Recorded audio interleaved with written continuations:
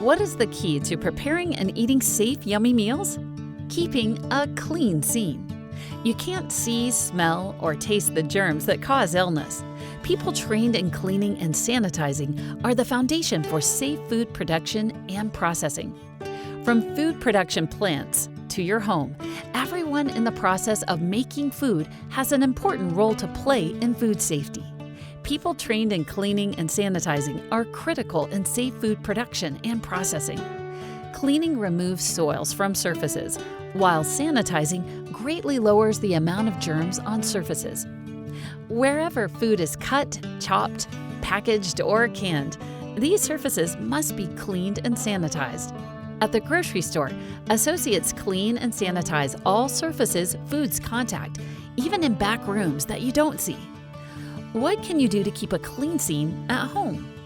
A clean scene always starts with clean hands, especially before preparing a recipe, after handling raw meat, poultry, or eggs, after using the bathroom or changing diapers, and after using your smartphone or touching your pet. A recent USDA study showed that just 1% of us wash our hands correctly. We can do better than that. Start by wetting your hands with water and apply soap. Lather your hands, including under nails, for 20 seconds. Rinse your hands and dry with a clean towel. Drying is key because germs grow best on wet hands. On to food prep surfaces.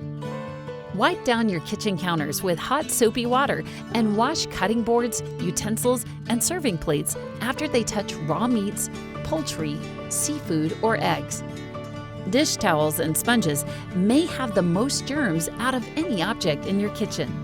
Wash towels in hot water often. Some germs like to hang out on your fresh fruit and vegetables. Rinse them under running water and dry with a clean towel. What's something you don't need to rinse? Raw meat. Rinsing poultry or meat before cooking spreads germs around your sink and countertops. Yuck!